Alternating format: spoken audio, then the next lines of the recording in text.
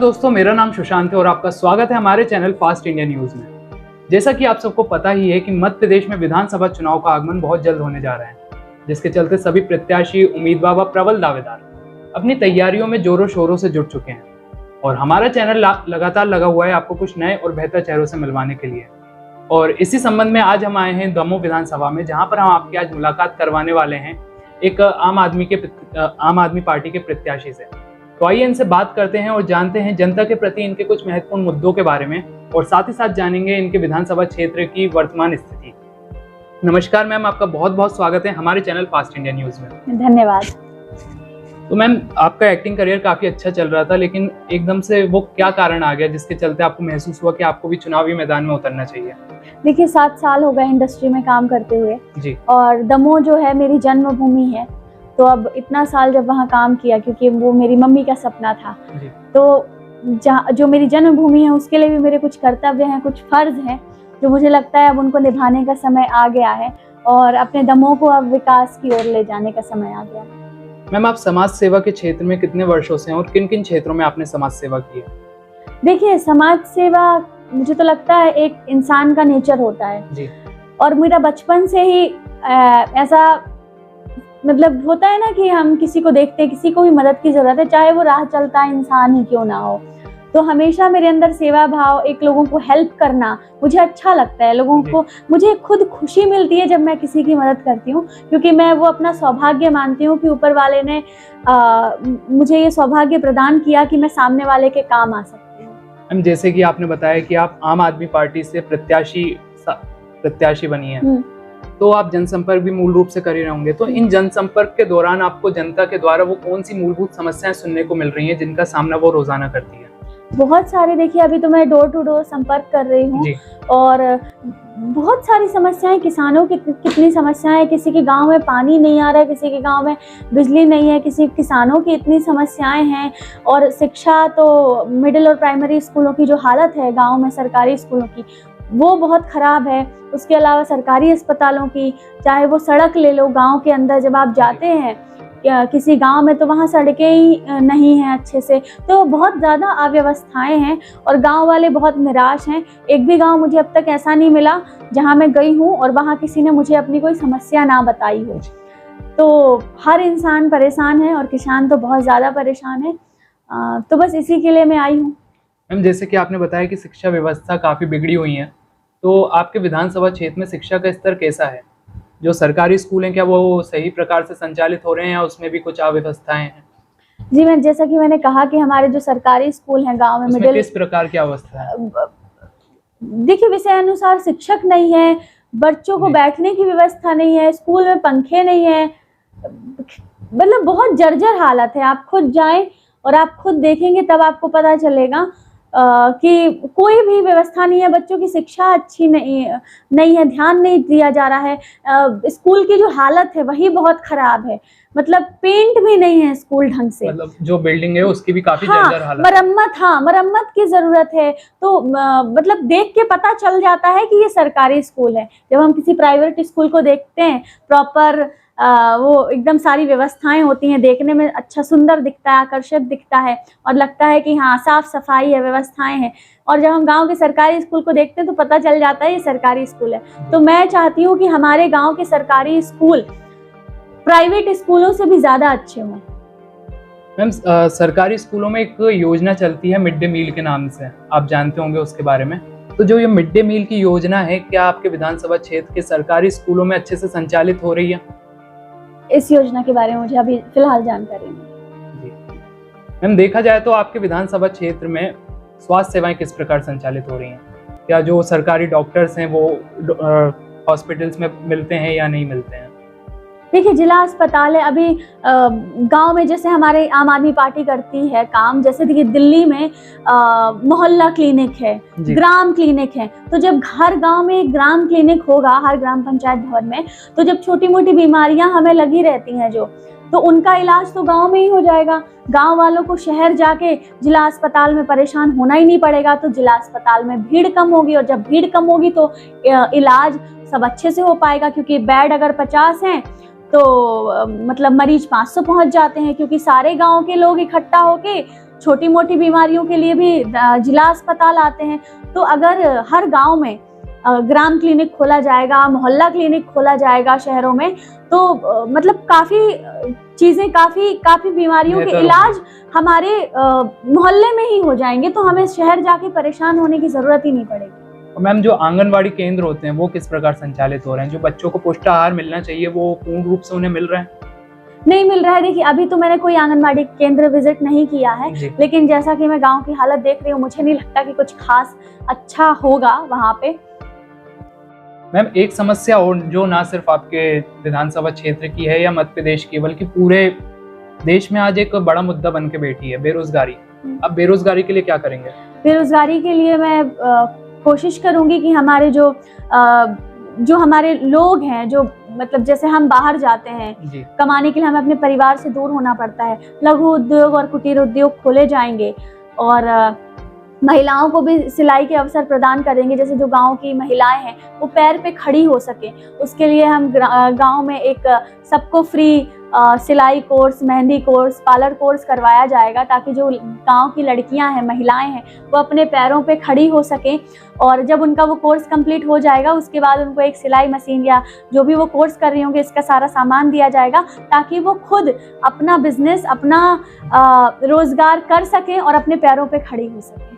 Ma'am, अगर समस्याओं की बात करें तो समस्या कभी ख़त्म ही नहीं होती किसी की भी, लेकिन एक समस्या और जो आपके विधानसभा क्षेत्र और पूरे मध्य प्रदेश में देखी जाती है कि जो अन्ना जानवर हैं वो रोडों पर यूं ही घूमते रहते हैं, जिसके कारण कई बार दुर्घटनाएं भी हो जाती हैं, जिसमें जो गोवंश है उनकी जान को भी क्षति पहुंचती है और साथ ही साथ जो मनुष्य है उसकी जान को भी क्षति पहुंचती है।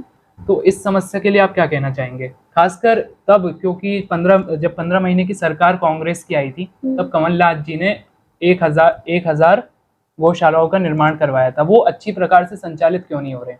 पता नहीं। देखिए, अभी तक तो जो पार्टियां इतने साल से हैं हमारे दमोह में, कभी ये कांग्रेस है, कभी बीजेपी है, और जो मैं सच में वाकई देखती हूँ, जब मैं भी रात को यात्रा करती हूँ तो बहुत सारी गायें सड़क पे, उसकी वजह से एक्सीडेंट होता है, हमें भी हानि पहुँचती है, जानवर भी, उनकी भी जान जाती है।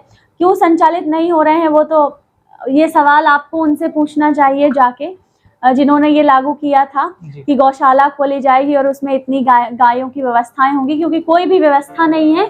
हमारे जानवर जो हैं गौ माता, वो सड़कों पे भटकती रहती हैं और न जाने कितने सारे एक्सीडेंट होते हैं।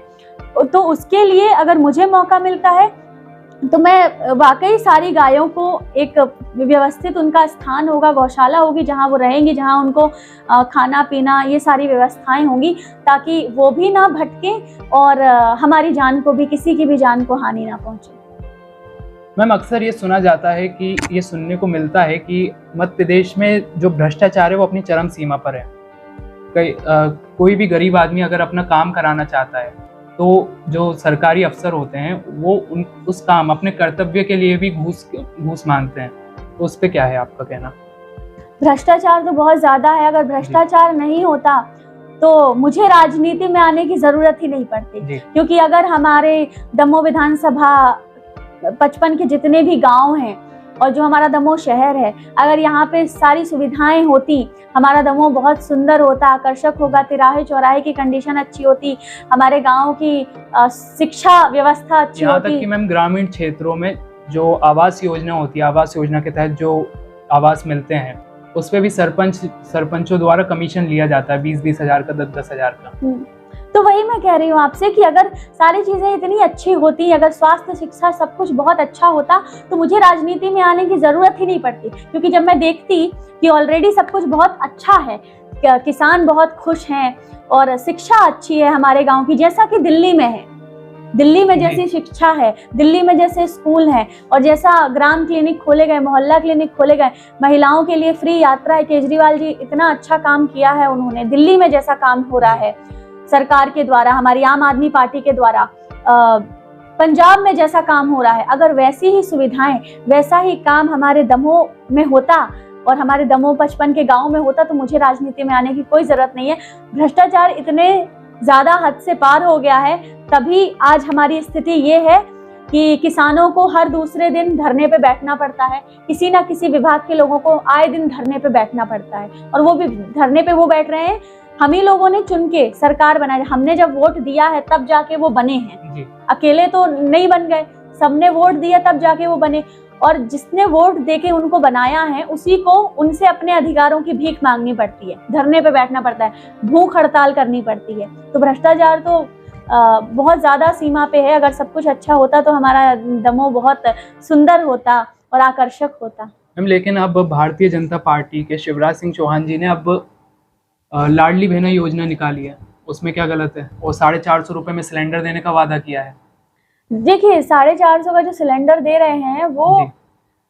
चुनाव के टाइम पे ही सिलेंडर क्यों सस्ता हो गया? इतने सालों से तो सिलेंडर महंगा है। आपका कहने का मतलब है कि ये चुनावी प्रलोभन है। हाँ, चुनाव जब आता है तो बहुत सारी योजनाओं की बारिश होने लगती है। जी। जैसे बारिश होती है तो बूंदें आती है पानी की, ऐसे ही उनकी योजनाओं की भी बारिश होती है। जो ये लोग 4.5 साल तक तो सब गायब होते हैं और जैसे ही चुनाव आता है वैसे ही मतलब बहन याद आ जाती है, उसको पैसे डालने हैं, सिलेंडर सस्ता करना है। क्यों 4 साल तक वो बहन कहाँ गई थी? तब भी तो वो बहन खाना खा रही थी, सिलेंडर की जरूरत थी। जी। है कि नहीं? तो तब आपने ध्यान नहीं दिया और अब आप कर रहे हैं। तो जनता हमारी मूर्ख नहीं है, हमारी बहनें समझदार हैं कि वो समझ नहीं पाएगी कि ये भाई जो है हमारे, ये हमें लूट रहे हैं, हमसे वोट मांगने के लिए ये सब कर रहे हैं या वाकई दिल से प्यार करते हैं। तो हमारी जनता जो है वो अंधी नहीं है, हमारी बहनें अंधी नहीं है, ये मैं मामा को कहना चाहती हूँ। जैसे कि हमने कुछ महत्वपूर्ण समस्याओं के बारे में आपसे चर्चा करी, तो इन समस्याओं को लेकर जो वर्तमान के विधायक हैं उन्होंने कोई कदम क्यों नहीं उठाया? जो वर्तमान विधायक है, जैसा कि मैंने कहा कि दमोह में या तो बीजेपी या कांग्रेस, जी। सालों से सिर्फ 2 पार्टी का वर्चस्व रहा है। जी। उसके बाद भी ऐसी हालत है, मतलब भ्रष्टाचार बहुत है, वो ध्यान नहीं दे रहे। जी। विधायक जो है इतने सालों से जो दमोह में राज करते आए, इनफैक्ट मेरे नाना के समय से, जी।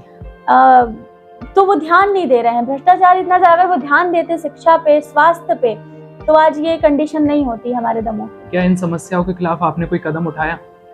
इन समस्याओं को सॉल्व करने के लिए मैं राजनीति में आई हूँ। मैम अगर दमोह विधानसभा की जनता आपको आशीर्वाद देती है और आप विधायक पद पर आती हैं, तो सबसे पहले आपका कौन से कार्यों को प्राथमिकता देंगे विकास के लिए? सबसे पहले तो देखिए, हमारे ग्रामीण बच्चों की जो शिक्षा, हमारे स्कूल अच्छे नहीं है, सबसे पहले शिक्षा पे ध्यान दिया जाएगा।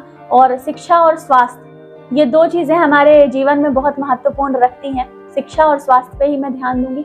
उसके अलावा जो हमारी 30 योजनाएं हैं, हमारे केजरीवाल जी की भी काफी सारी योजनाएं हैं, वो सब हमारे दमोह 55 पे लागू होंगी। जी मैम, आप हमारे चैनल के माध्यम से अपने विधानसभा क्षेत्र की जनता को क्या संदेश देना चाहती हैं? मैं आप सबसे ये कहना चाहती हूँ कि आप सब हमारा साथ दीजिए, क्योंकि अभी मुझे आप सब लोगों के साथ की बहुत ज़रूरत है। और मैं अपना करियर बाजू में रख के आई हूँ हमारे दमोह के लिए, दमोह की जनता के लिए, दमोह के विकास के लिए। तो इस बार अगर आप वोट दें तो आप वोट अपने लिए दीजिएगा, अपने दमोह के विकास के लिए दीजिएगा, अपने बच्चों की शिक्षा के लिए दीजिएगा, बच्चों के स्वास्थ्य के लिए दीजिएगा। ना बीजेपी को दीजिए, ना कांग्रेस को दीजिए। पहले आप लोगों के पास विकल्प नहीं था, लेकिन अब आपके पास विकल्प है आम आदमी पार्टी का। तो मैं चाहती हूँ आप सभी लोग इस विकल्प का फायदा उठाएं और दमोह विधानसभा क्षेत्र से पहली बार कोई लड़की चुनाव लड़ रही है, और पहली बार कोई लड़की चुनाव लड़ रही है, ये बहुत खुशी और गर्व की बात है अपने आप में ही हमारे पूरे दमोह वासियों के लिए। तो आप अपनी बेटी का साथ दीजिए और पूरा सहयोग करिए, क्योंकि अब अगर आपका वोट ही अब हमारे दमोह को विकास की ओर ले जा सकता है। क्योंकि अब अगर बदलाव होगा तभी विकास होगा, वरना इतने सालों से जैसा चलता आया है और जो हालत है हमारे दमोह की, हमारे गाँव की, वो सालों साल तक ऐसे ही चलती रहेगी अगर अब भी आप लोगों ने समझदारी से फैसला लेके आम आदमी पार्टी को नहीं चुना तो। मैम आपका बहुत बहुत धन्यवाद हमारे चैनल को अपना कीमती समय देने के लिए। धन्यवाद।